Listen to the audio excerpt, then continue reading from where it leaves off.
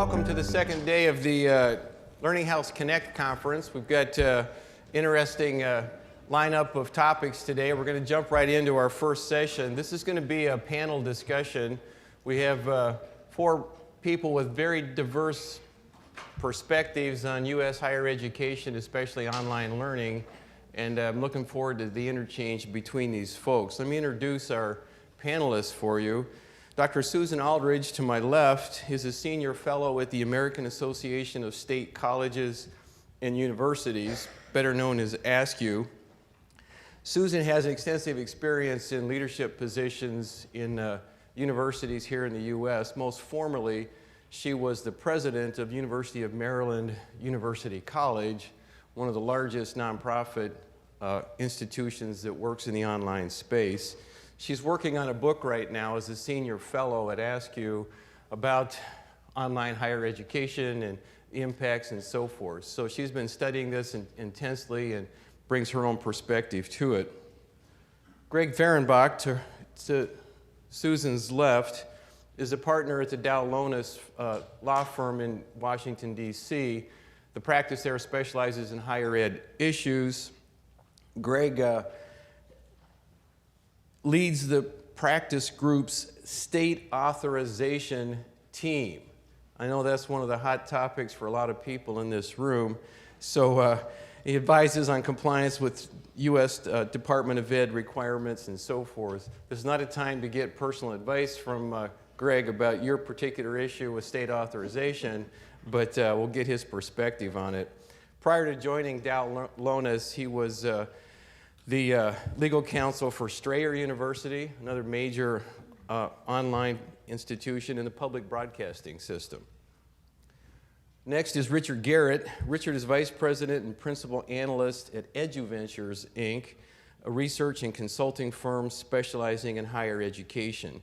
Many of you probably read one of the major research projects that they produce every year, the Online Higher Education Market Update, which is an annual survey that they do and publish.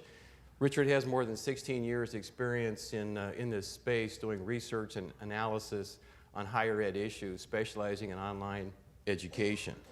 And last but certainly not least, Brad Safalow is the CEO and founder of PAA Research. It's a leading independent investment research firm with a particular expertise in higher education. After a career on Wall Street with J.P. Morgan and the hedge fund company River Edge, he founded his company. Brad's has followed the for-profit education sector for over a decade and is considered one of the leading experts in the investment community on the sector. So that's the lineup for today. Here's the format we're going to follow. I'm going to have each one of these people give a 5-minute kind of statement about particular issues or concerns that they have about higher education. Any topic they want to talk about, but their take on one of the key issues facing us as people that practice in this area. After they each get their 5 minutes, we're going to open it up and I'll interact with the panel. They can react back and forth to one another. And then towards the end of the session, we'll reserve time for questions from the audience. So you'll be thinking about questions you would like to ask one or all of these people as we go through the discussion. So with that, let me turn it over to Susan in your opening remarks. Oh, thank you, Dave, very much. Good morning, everyone. It's an honor to be here with all of you and the tremendous expertise that you bring to online education. I'm going to bring a president's perspective, maybe an Askew perspective, representing close to 430 state universities in the United States. And the Askew schools were really the early pioneers and early adopters in distance education. UMUC, University of Maryland University College started their first online courses in 1994. And right after that was Troy University, formerly Troy State University in Alabama, Empire State College, Thomas Edison State College. But these institutions all had a mission that was about serving adult students, military students, and so The online piece of their distance education was really just the next evolution or iteration to just about every other type of technology and support system that they had provided for serving students at a distance, mostly adult students. So almost 20 years later, we look at MOOCs and other things and say, really, my gosh, this is just such an interesting, crazy time in the media focusing on MOOCs when some of us have been in this space for about 19 years. The challenge for the pioneers in distance education, the institutions that started 18, 17 years ago in this space, is that they have to continue to upgrade their courses. There is still too much read-only chat, read and chat formats, and the students that are coming to the institutions today are going to judge all of us based upon not just price and the brand of our institution, but on the quality of the courses that we are designing for them. They are not going to sit still for read-only, chat with the professor, chat with the other students kind of formats. And so they're looking for robust, multimedia-driven courses, and it's going to be a challenge for all of us to meet the needs of these students who are going to judge us based upon the quality of the courses, not just the fact that we're online or convenient. So we're competing with quality courses, we're competing with quality institutions. We've got to be able to hire the expertise these days. We no longer have the time for faculty members to do on-the-job training, for our staff to do on-the-job training. We've got to hire the best expertise that we can find. If we take a look at the current environment today and what's impacting presidents and chancellors today, this is the most over-managed time we have ever seen in higher education. Presidents and chancellors are in a pressure cooker. They're losing their jobs like crazy. Their boards think they know more than they do about running the institution. The faculty continue to be incalcitrant. The legislative staff go to conferences and they hear about competency-based education and so on. They come back into the state and they think they know more than the presidents do about running a university. So everybody's telling us how to run our universities, and we're having a hard time getting on top of the messaging and having the data that we need to fend off all the, quote, experts that are moving into this territory. Here are our challenges. Students are not progressing at the rate that they need to progress toward degrees. We are being held accountable for that. Number two, the students are not graduating at the rates that they need to be graduating. The cost of education is going to continue to be at the forefront, and the default rates on student loans are going to continue to be at the forefront. So anything that we do online and the formats that we look at is going to be measured by, are we helping our students progress successfully toward a degree? What are they learning? Are they learning what the employers need? And are they graduating? And by the way, are they able to get a job so that they can pay back this debt that they have? So we've got to pitch our online programming, we've got to pitch whatever our technology enhancements are based upon what the pressure cooker is for the presidents or for the chancellors in our institution. And if you want their attention, you now have the messages for what they need. How am I doing on time? That's great. Okay. You're right there. I was just going to say 1 minute. Okay. We have to decide what to outsource. And so these days it's a very risky business for presidents. They lose their position if there's $1 million investment that doesn't work out. So having the opportunity to test and create new opportunities is fantastic. Utilizing Learning House or other vendors who are out there to help launch a first course, or a first degree program, or a second degree program, really helps you test different kinds of models, because there isn't just one approach that's going to work for all of our institutions. So think about what will work for your students. And don't get caught up in the herd mentality about it. It has to be a MOOC, it has to be online.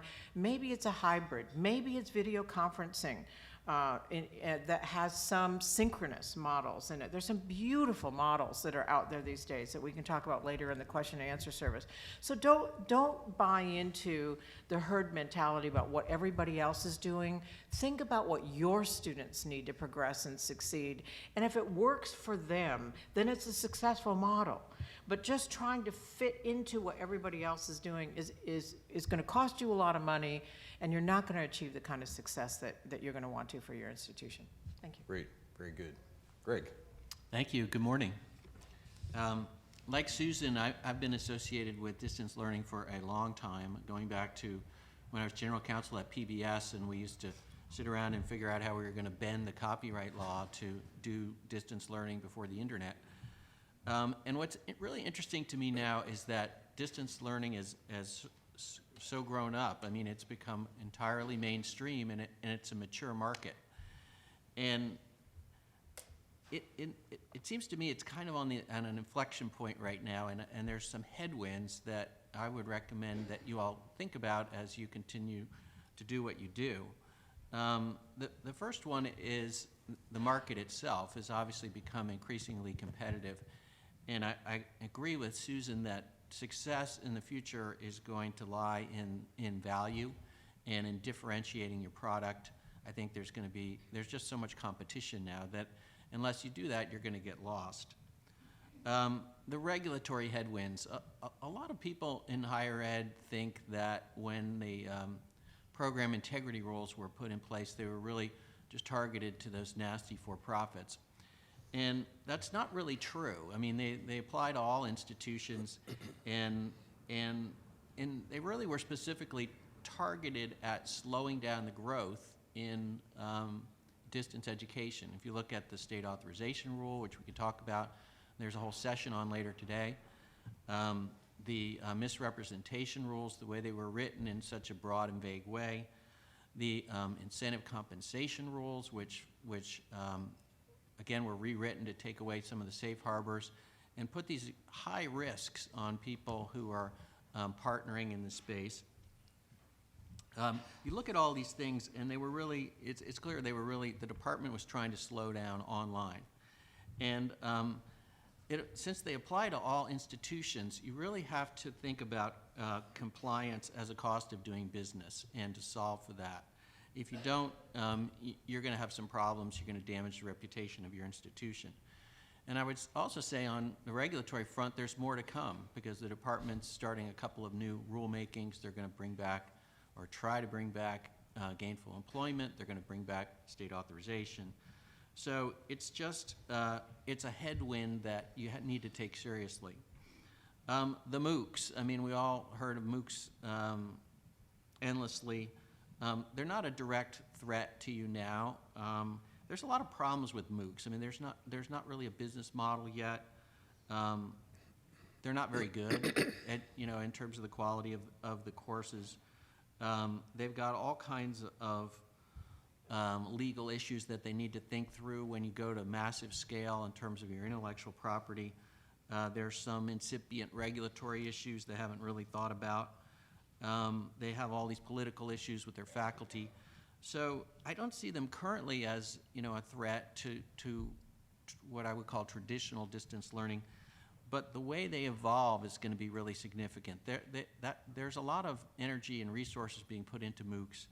And going back to kind of point one, I think in the long term, unless you have a value proposition vis-a-vis the MOOCs, they could be a problem down the road. And finally, the for-profits, sort of an interesting story. Their enrollments have flattened out or declined. They were subject to all of this attack from the Department of Education. But they continue to be a place where there's a lot of innovation. And so I think the for-profits are kind of down but not out, and it'll be very interesting to see how their business evolves in this new mature market and in response to a lot more competition. Great. Richard. Thank you. Good morning. I'd like to develop this maturity theme. In many ways, market maturation is a sign of success. It means that online is now widely accepted by increasing range of schools, students, employers, but it also means that conditions are changing and new challenges are arising. I would argue today that supply of online programs and courses is growing faster than demand for them.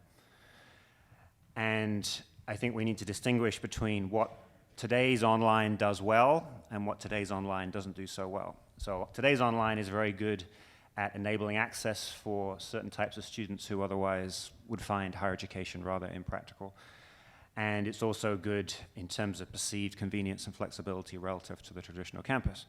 But I would argue that online is not so good in terms of the fundamentals, which is a transformative rather than transactional student experience, and outcomes that really justify the time and cost investment. And ultimately, if online is to break out of its current corner of the market, if it is to evolve beyond, in terms of significance, prior forms of distance learning that have always had, this sense of incredible promise, they're going to be revolutionary, and they always tap out after a while because they really only appeal to the marginal student rather than the mainstream, and they really can't compete with the traditional experience. So the flux that we see right now in terms of regulatory pushback, in terms of new models, MOOCs, competency, I think are all pointing to weak spots in traditional online. We can now use that term. Online is now traditional, which is a good thing, because again, it's a sign of success. MOOCs in particular, I think, are very challenging. Rather than, they make some very obvious comparisons. Course is the value as opposed to program. Free as opposed to expensive. Quick as opposed to lengthy. Top brands as opposed to multiple brands.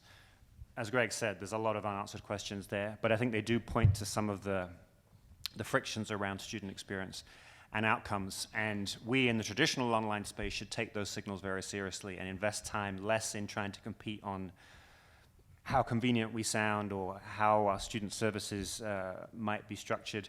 I would argue most schools compete on things that are entirely commoditized, and they leave wide open the things that are that have much more promise, which is what's our pedagogical model, what mix of technology do we use, what kind of experience can we offer you beyond, well, each faculty does their own thing and we can't really tell you anything more than that.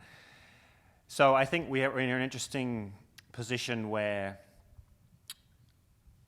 the maturation of the market means that the online energy is fragmenting into multiple schools, hundreds of online brands, thousands of online brands, more and more local emphasis, which I think works for most schools, but is it taking some of the transformative energy out of the space, the idea that we can use online to truly impact cost at scale, truly impact time at scale, truly impact graduation rates, productivity at scale?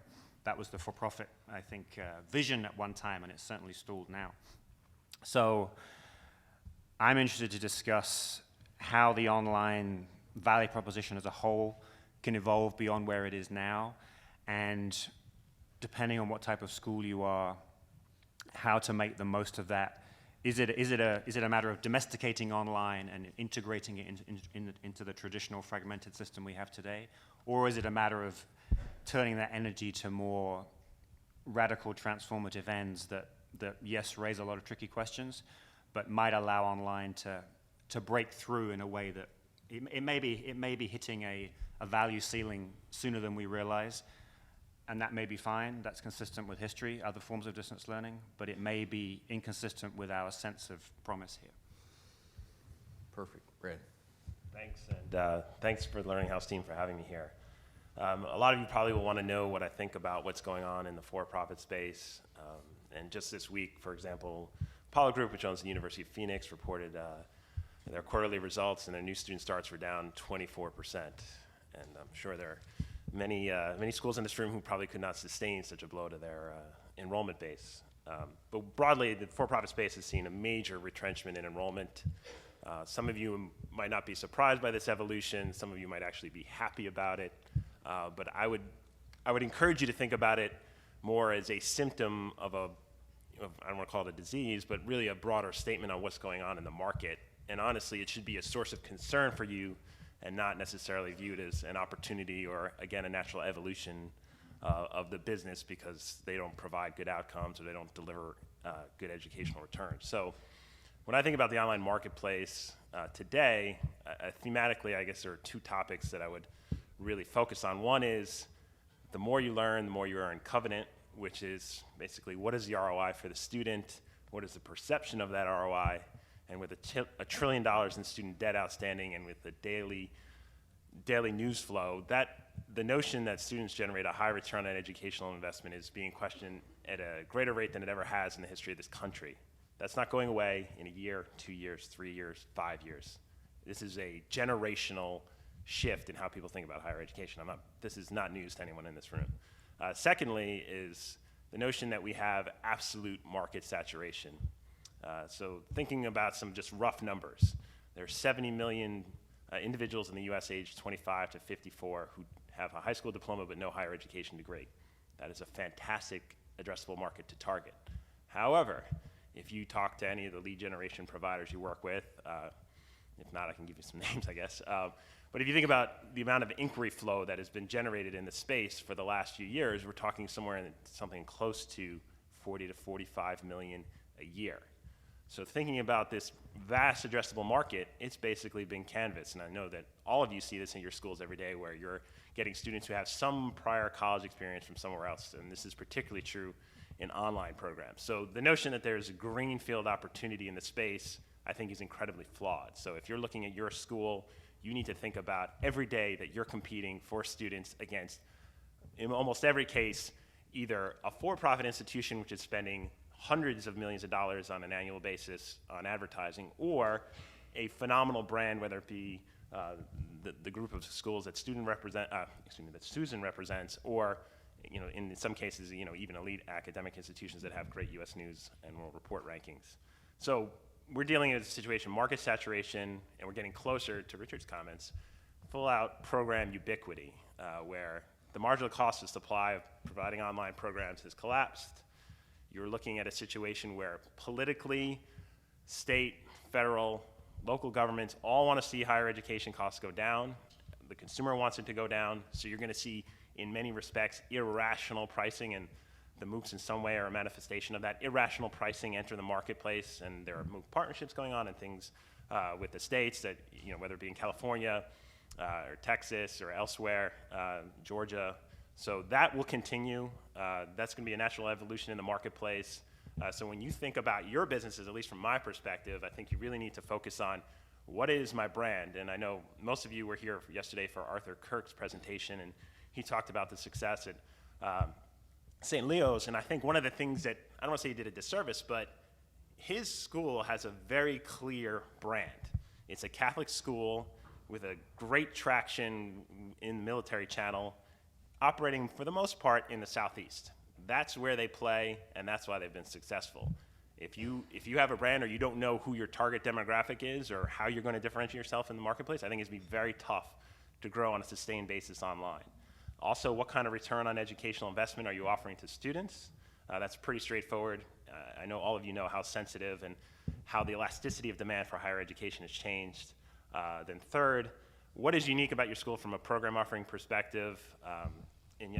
David and Carol had a presentation yesterday about the online student, and I think about a third of undergrads, at least in their survey, were in business programs.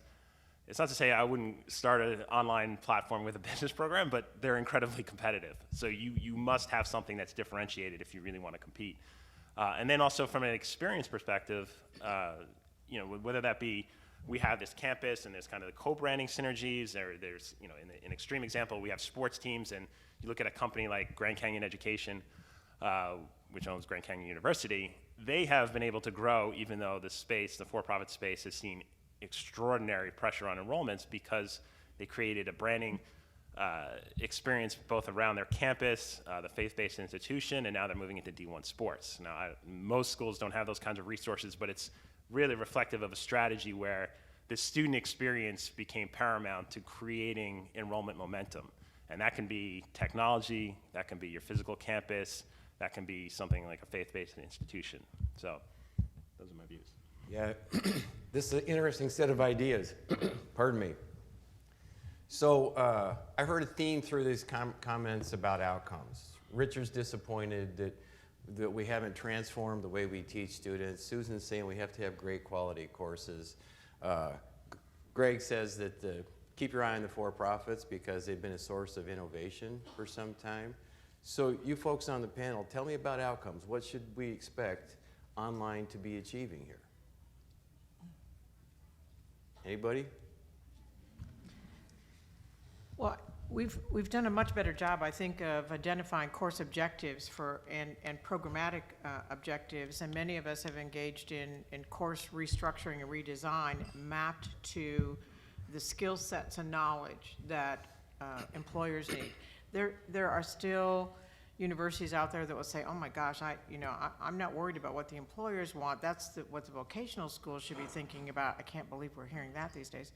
But we are. And so the most important thing is that we are working with corporations. We are engaging them on our campuses, the industries and the programs where we're educating our students to go into, to make sure that these students have portfolios, have internships, have opportunities to enhance their skill sets and knowledge going forward, and to make sure that it's relevant today.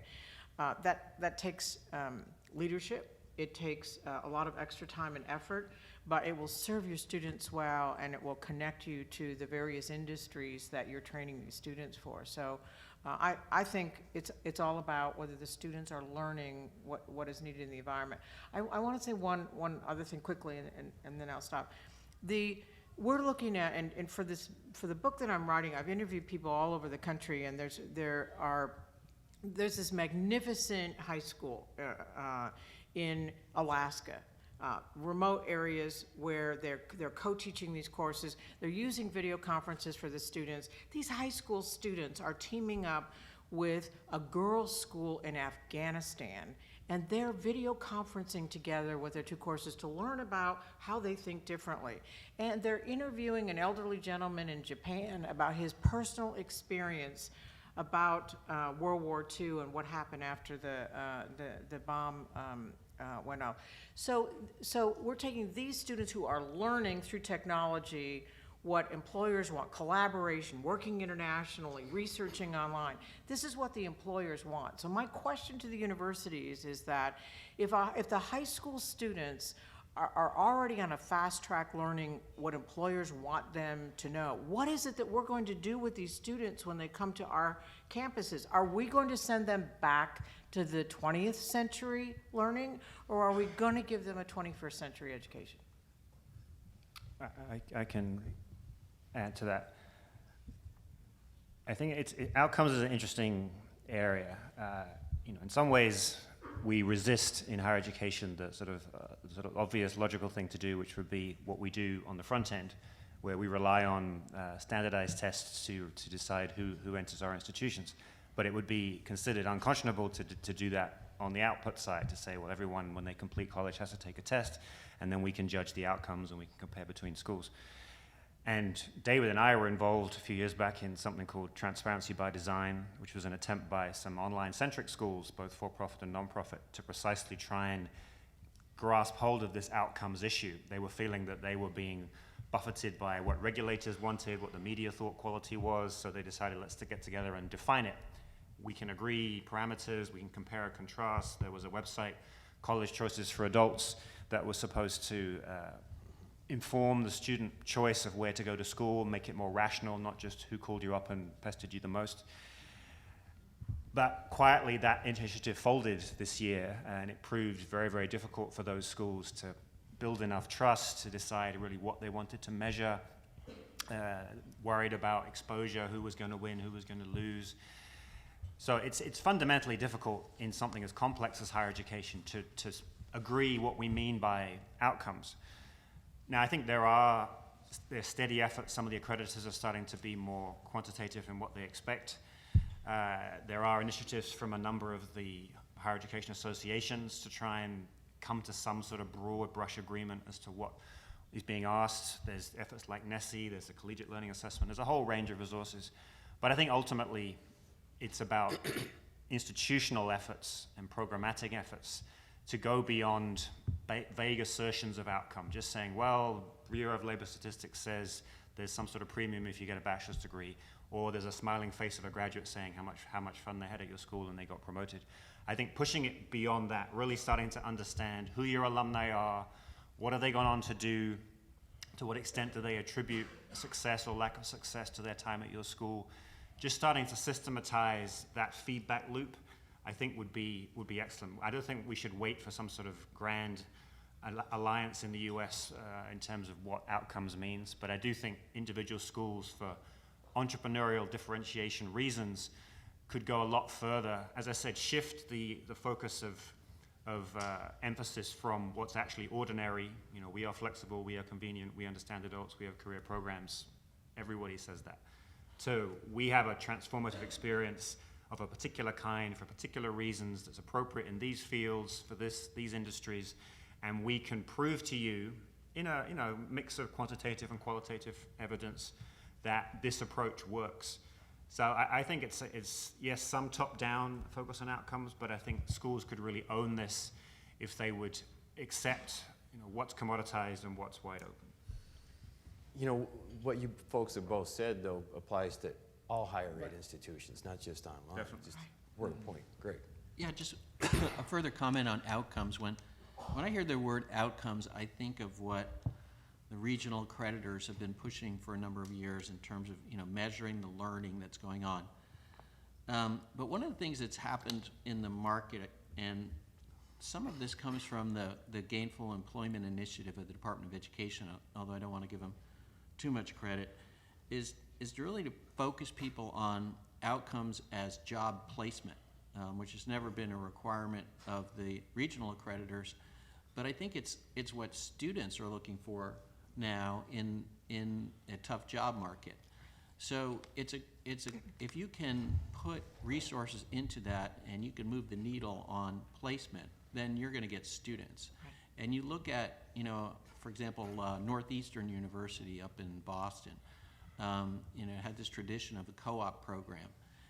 Students were really attracted to that because they thought, hey, I can get a job, and their parents like it. And so, you know, they have exploded in terms of their applications in the, you know, long job recession because of their focus on placement of their graduates. I would just say, to put a finer point on what both of you were saying, is that the shift that I see in the market is historically higher education institutions, in terms of outcomes, align themselves with regulatory standards. And certainly there's been a shift, and there's greater oversight coming from the federal government, and we'll see what happens at the state. And even now there's more pressure as a result of the pressure on the federal government and the student loan program on the accrediting bodies to increase recourse mechanisms. But that's really more an outcome of the broader concern about what students are paying for education. What's interesting is while this is all going on, what has happened because of the dynamics in the marketplace is that the real pressure on outcomes today is not from the federal government or the accrediting agencies, it's from the marketplace, it's from the consumer, right? So they're going to demand a better educational experience. So Susan was talking about technology. That certainly needs to improve it for a lot of online experiences in terms of outcomes, in terms of placement. Those institutions that, so what Richard was saying, can effectively articulate a program that delivers a clear path to socioeconomic mobility are going to do phenomenally well, irrespective of the competitive pressures in the market. And I think that's somewhat of the change. And not to say that these regulatory changes won't matter, because we certainly know that the Department of Education likes to throw curveballs, but I think the market is really what I guess institutions should focus on more. So I want to push back a little bit on this point. Several people have said brand is important, think about your brand. My take is that brand is kind of counter to outcomes. If you think about the great brands here in higher education in the US, it's not around outcomes. They're not bragging about, I mean, Harvard's bragging about its selectivity, how many students it denies admissions to, but they don't talk about what they produce with those students once they get the cream of the crop, so to speak. And I think a lot of the focus around brand is counter, it pushes you away from outcomes because you try to find some niche or something you can say about yourself. We're convenient, you know, we're small, we're personal, but it never gets to outcomes. So you folks are thinking that the regulatory environment may push us that direction, or that the consumers will push us. I think the consumers are still going to be kind of sucked into this notion of reputation and brand, and it surpasses outcomes, or it doesn't take into account outcomes. Any reaction? I would just say that, you know, you think of elite academic institutions and their brands that have been built over decades. There is an implicit understanding that if you went to Harvard, that you're highly likely to be economically better off than someone else. Outside of those elite academic institutions, think of the other branding mechanisms like Ohio State is now a top 50 ranked institution in U.S. News and World Report because they have amazing sports programs and they fund their facilities, and it go, that virtuous cycle for them. But outside of that, while it's not explicit branding like, hey, this is a consumer product and we're going to put it on television and talk to, let's get to work, like what University of Phoenix is trying to do.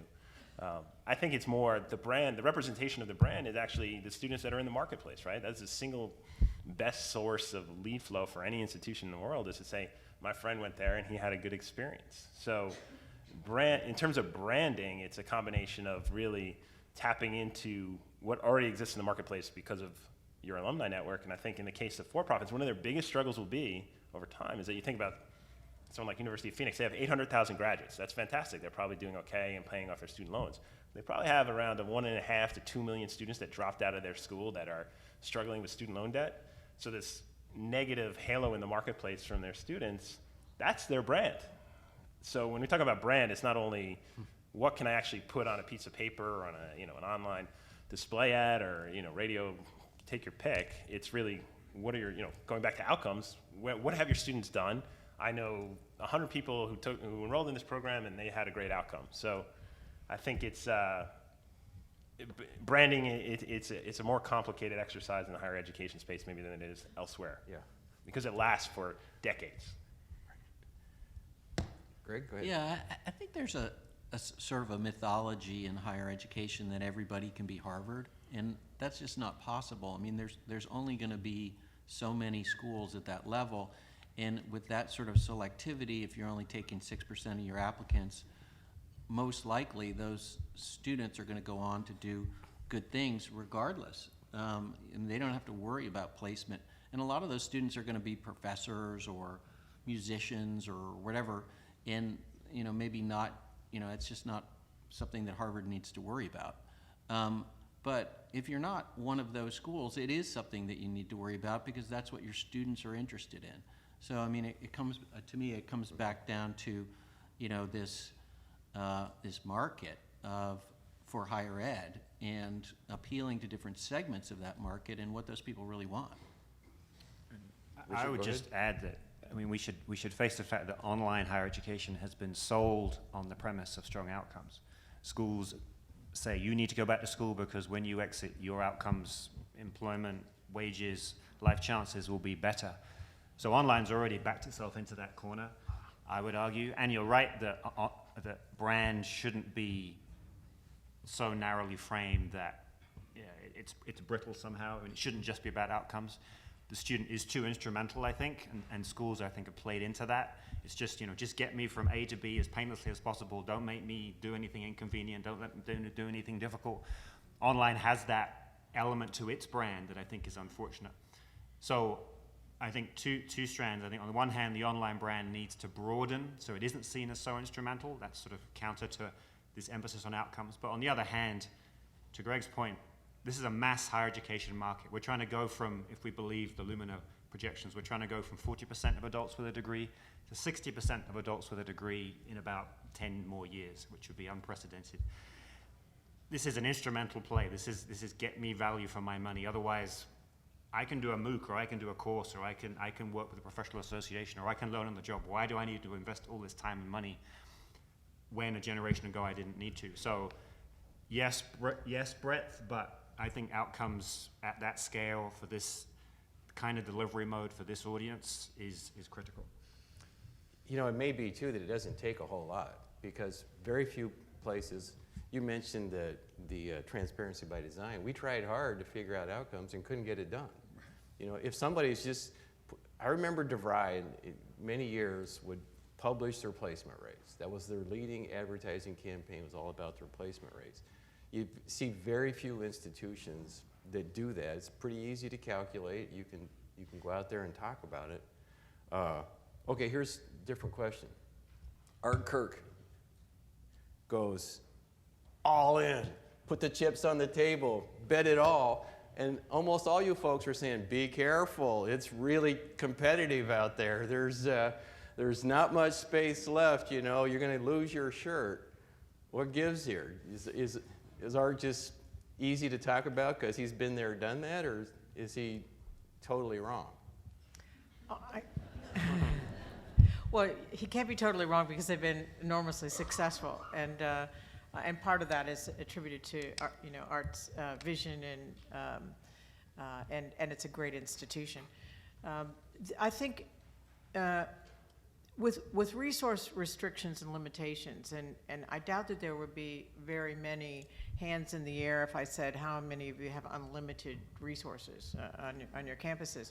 And in a resource restricted or starved environment, we have to make sure that the places where we invest our dollars, where we save someplace else in order to have money to invest, we need to have a return on investment for that in our campuses.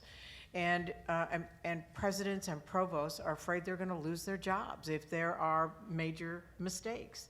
So it's difficult to convince them because they're getting pressures from boards and a lot of external sources to make changes in the institution. It's difficult for senior leaders to know what direction to move in. They're just being pulled apart in this chaos with seemingly conflicting priorities.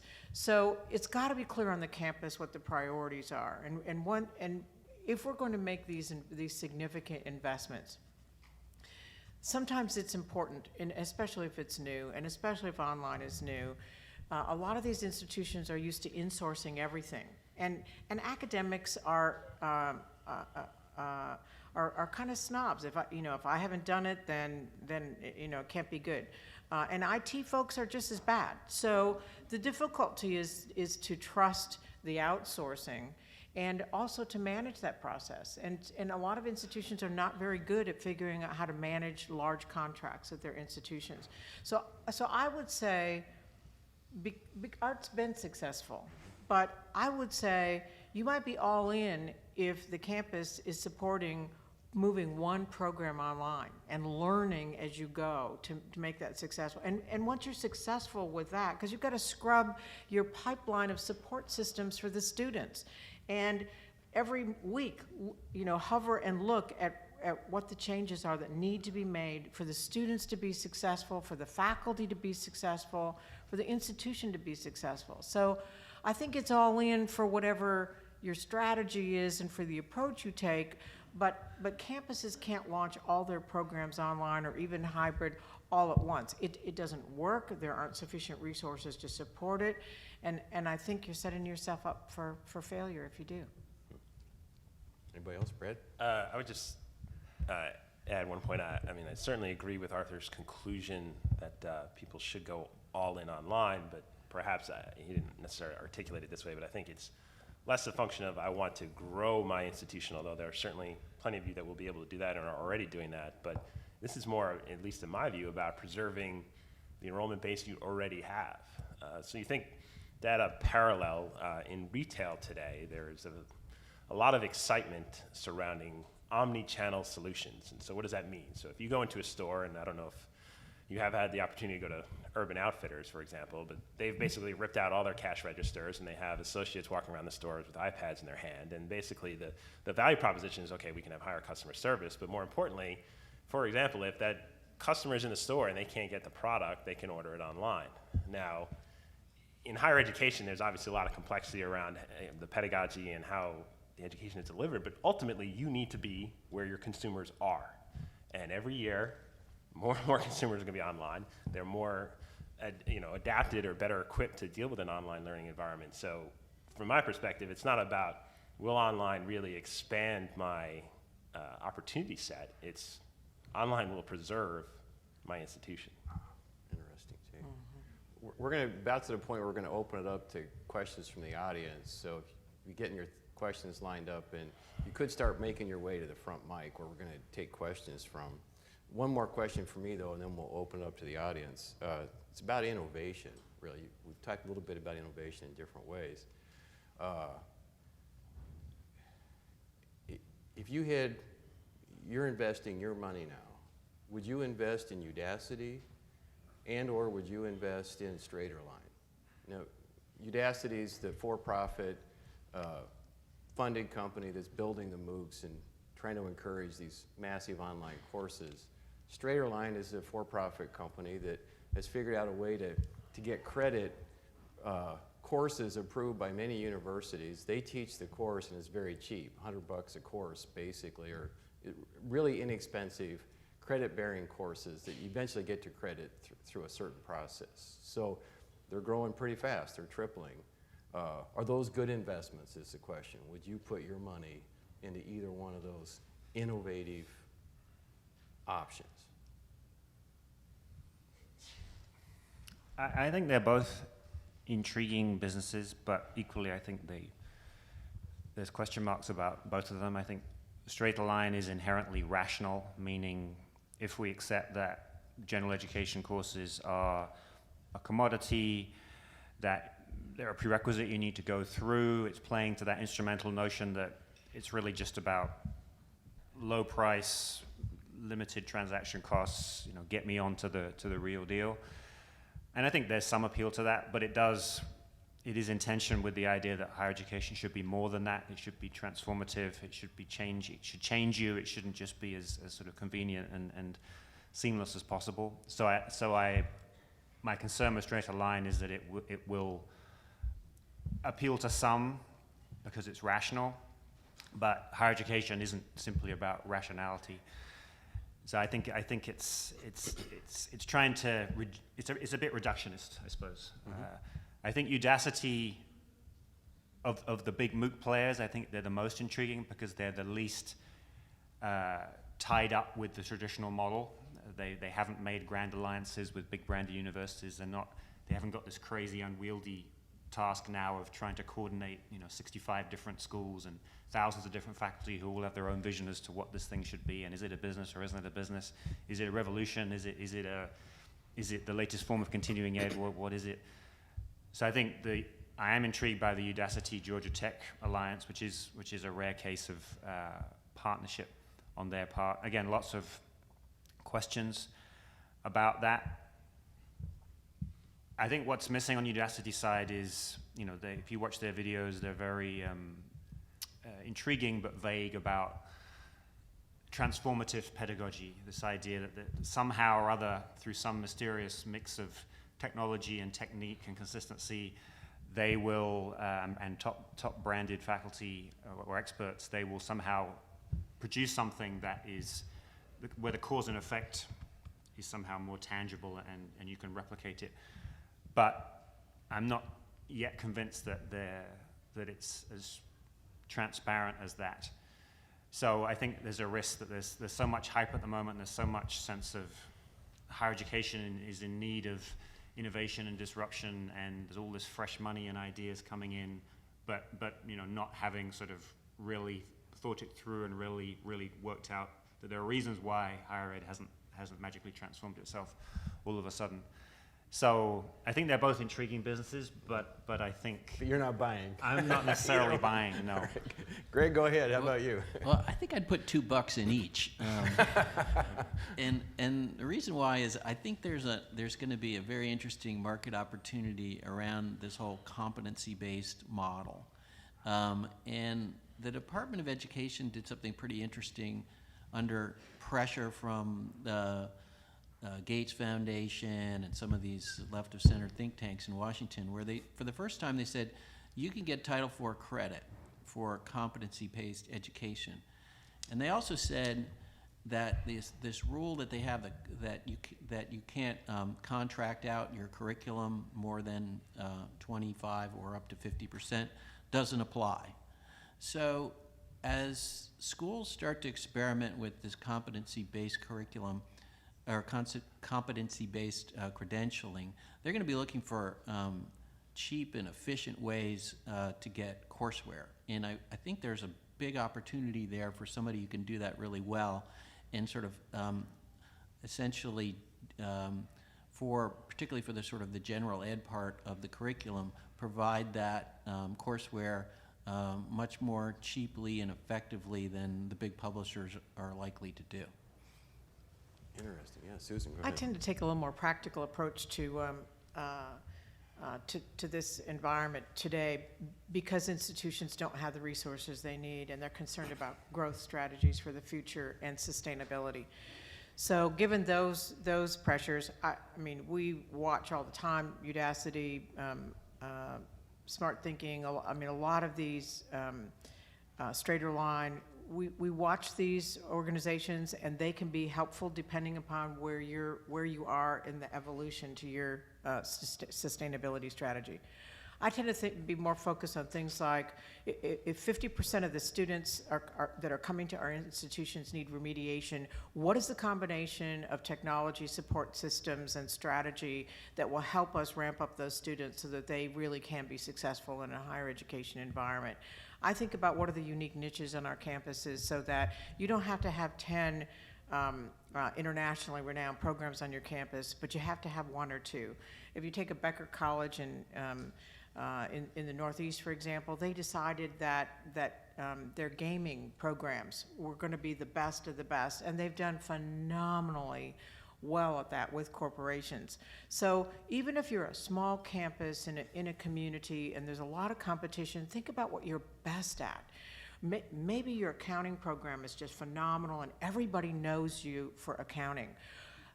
Add a concentration in forensics, so it's the coolest thing in the world, and work backwards to your alumni and bring them up to speed and give them a new certificate. Expand that to people who already have degrees. So you're ramping up on your campus, you're moving backwards to your alumni, you're moving forward to prospectively new students in accounting firms.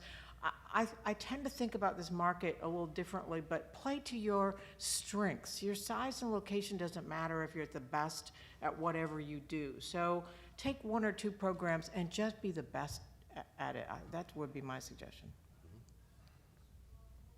I guess, go ahead. as a representative of the You're the investment guy. Yeah, I should have an answer on this, right? The short answer for me on straighter line is no. In some respects, their pricing model tells you everything that you need to know about the direction of the market, and that they're trying to undercut everyone else in the marketplace with extraordinarily cheap general education credits. What's interesting is there are no barriers to entry. Straighter line really has not established itself as a brand, even though, to Burke Smith's credit, he had the vision several years ago that this was kind of where the market was headed. Interestingly enough, someone like Michael Clifford, who is, some of you might know, is a notable investor in the for-profit space, not necessarily for the right reasons. He himself is now starting something very similar to straighter line. So to give you an idea, as someone who traditionally tried to acquire, ramp enrollments at a campus-based in a for-profit institution, is now trying to go into the market with cheap gen ed credits as a business model. It's noteworthy just from that perspective. As far as Udacity goes, and the MOOCs in general, I think the real value proposition over time will not be necessarily their relationships to what Richard was saying with these elite academic institutions, although that certainly has value, but more as can they really become technology platforms that enable institutions to deploy online programs in a unique, compelling, and cost-effective way. And I think that's what we're all trying to get to. And my guess is that the Georgia Tech arrangement is certainly something of that ilk. Still open for questions from the audience. If anybody wants to, you've got a few minutes left. If you want to ask a question, make your way up front. Otherwise, I'll keep going here. So, there's a gentleman in the back who has a question. He raised his hand. Yeah, come on up, David. Step out to the middle so we can get you to a mic.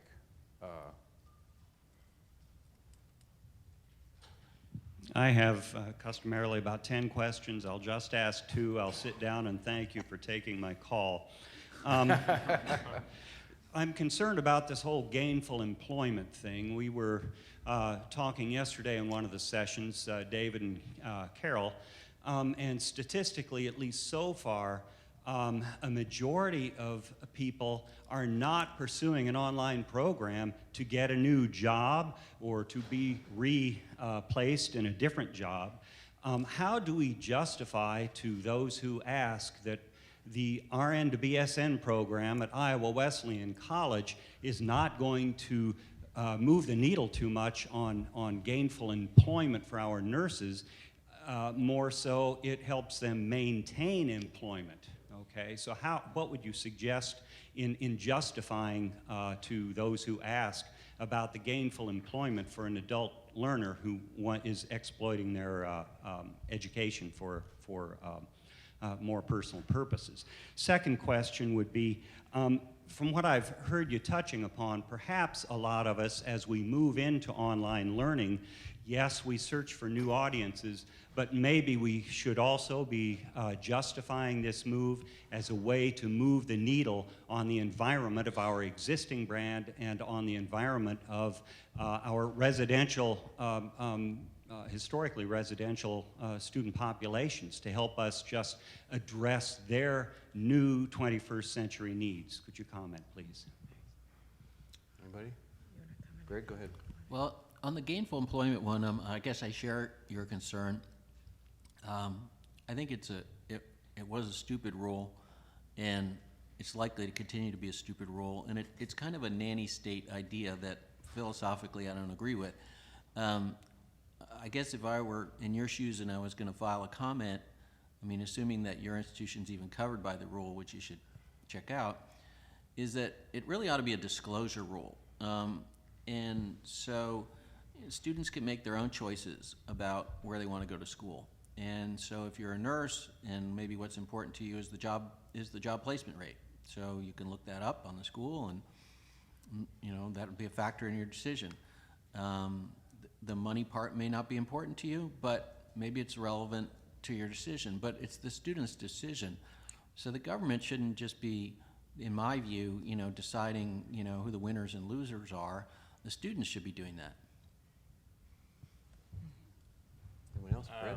Just on the GE point, my guess is if you have RN to BSN students, that you would probably not have any difficulty meeting any of the metrics that at least existed under the prior rule, the repayment rate, the debt-to-income ratio. Otherwise, I mean, I think we haven't really talked about the spirit of GE, but clearly the administration wants to see those schools that have absolutely horrific outcomes, of which unfortunately there are still too many, and still too many using taxpayer dollars, but there are still institutions that are in operation because there's not enough of a feedback mechanism in the marketplace that has 60, 70, 80% lifetime default rates. I mean, as a taxpayer, that's an outrage. So I think they're trying to thread the needle of creating the least amount of collateral damage to institutions that are of high quality, have good students, good outcomes, or even challenging students and good outcomes in that context, but also to somehow create more recourse in the system, because today the CDR and 90-10 oversight mechanisms, at least in the for-profit space, are fairly easily manipulated. And so I think that's the issue. If I can take your second question, if I understand it correctly, to be how can schools, traditional campus-based schools with traditional students, leverage online for broader purposes? I do think that is one of the big opportunities that is underappreciated. I created this diagram at Eduventures showing courses to programs, and sort of internal markets, external markets, and with a lot of emphasis on online courses for existing students, online programs for external new students, and then MOOCs have created this idea of online courses for external markets. But that last quadrant, online programs for internal markets, I think has the most promise. And by that I don't mean somehow move to a wholly online model, but how can schools leverage technology to supplement, to complement the existing experience? And I think it could relate to improving ROI outcomes, the idea that you could more easily integrate study in the workplace through online. The semester online notion that the 2U company, for example, is pushing, I think is very interesting. Working with top branded schools, undergraduates, I think they quickly realized a wholly online model made no sense. But could you use online to aid study abroad or internships or placements where they could still remain in touch on the campus? So I think online could help break apart what's always been rather a front-loaded, you go to school and then you go to work. And it's not that simple anymore, but there is still that idea that there's some sort of preparation for something. You leave school behind, you get on with your life. When in reality, I think we all know that something more of a blend between those two would make a lot more sense. And I think technology can enable that, but we're just at the beginnings of schools thinking of online as not just something that happens over here that's a cash cow that will just leave the ordinary stuff alone and allow it to just go on merrily, in blissful ignorance, as it were. I really think there's a lot more emphasis on can we systematically use technology to enhance that traditional experience rather than just allow random courses, random faculty. I think in the early days of online it made sense to allow everyone to do their own thing, because if you tried to impose anything, one, you didn't know what to impose, you'd probably make the wrong choice, and two, there would have been great resistance. But at this stage, I think, where we've done a lot of experimentation, online is generally accepted to be a tool. It's not inevitably good, it's not inevitably bad. And I think the real challenge is, can schools, given their devolved structure, complicated governance, can they arrive at some measure of greater consistency around how they leverage online in order to build a genuine brand, rather than just have to fall back on very generic vanilla statements, because they precisely can't galvanize the faculty around anything that is beyond that sort of basic level. That's interesting. We're going to take one comment or question from Carol, and then we're going to bring this session to a close. So, final comment here. Yes. I just want to make sure that we don't go away from this meeting thinking that online education cannot stand by itself, because the voters have already voted on that.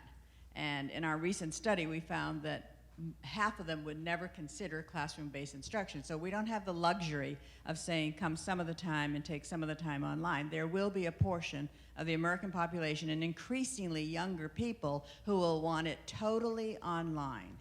And I do believe online education can be transformational. Yeah, I do too, actually. Interesting conversation here, folks. We've kind of come full circle in some respects, that online education has arrived. It's accepted part. It's here to stay, so to speak. It's part of the old line kind of operation now. But there's still tremendous challenges and opportunities to see how that folds into campus-based operations, how it leads to other opportunities for institutions. So thank you for your attention. Good to have you here. We'll take a break and proceed with our conference.